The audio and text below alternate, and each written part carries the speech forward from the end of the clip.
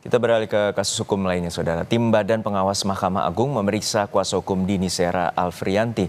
Pemeriksaan terkait pelaporan 3 hakim Pengadilan Negeri Surabaya yang memvonis bebas anak mantan anggota DPR Ronald Tanur.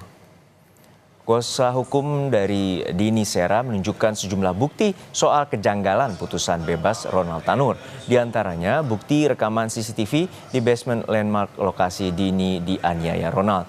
Tak hanya itu, kuasa hukum juga menunjukkan foto sejumlah luka di tubuh korban sebelum diotopsi di Rumah Sakit Dr. Sutomo.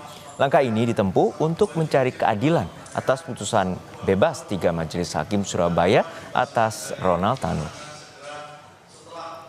Tadi saya sudah memberikan bukti CCTV, bukti rekaman yang dilakukan oleh tersangka setelah tersangka melakukan pelindasan terhadap korban di basement landmark Surabaya. Itu di mana di situ menunjukkan bukti rekaman seolah-olah tersangka ini tidak mengenal korban, dan tersangka ini pada saat itu melihat korban yang sudah dilindas tergeletak, tidak segera memberikan pertolongan, malah mengaku tidak mengenal korban dan menertawakan korban. Itu yang saya berikan. Terus kemudian saya juga memberikan bukti foto-foto daripada korban sebelum dilakukan otopsi pada saat pertama kali ada di kamar mayat RSUD Dr. Sutomo.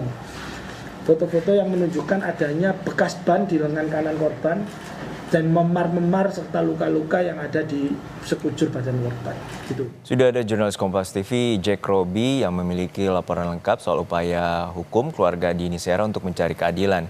Jack, untuk saat ini informasinya bahwa Badan Pengawas Mahkamah Agung telah memeriksa kuasa hukum dari Dini. Lalu seperti apa langkah selanjutnya dalam proses pengajuan kasasi?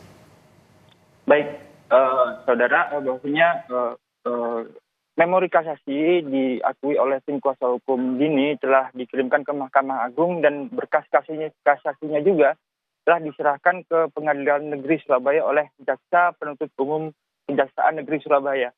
Tim kuasa hukum berharap bahwa majelis hakim yang nantinya memimpin jalannya persidangan kasasi tersebut dapat objektif dalam memutuskan perkara dalam kasus meninggalnya Dini Sera Alfrianti yang diyakini meninggal karena tindak kekerasan dan bukan disebabkan oleh penyakit lambung ataupun imbas dari minuman keras, sebagaimana yang telah diputuskan oleh Majelis Hakim Pengadilan Negeri Surabaya sebelumnya yang dipimpin oleh Ketua Majelis Erentua Damanik dan 2 anggota majelis lainnya, yakni Mangapul dan Heru Handiono. Selain saat ini tengah menunggu jadwal sidang kasasi, tim kuasa hukum keluarga Dini kini tengah menyiapkan sejumlah saksi-saksi guna nantinya diperuntukkan untuk mendukung tim komisi yudisial yang dalam jangka waktu dekat dalam jangka waktu dekat akan melakukan pemeriksaan yang menurut rencana akan segera melanjutkan pemeriksaan yang sudah dilakukan oleh tim pemeriksa dari Badan Pengawas Mahkamah Agung. Gino. Oke, terima kasih atas laporan lengkap Anda, jurnalis Kompas TV Jack Roby dari Sidoarjo, Jawa Timur.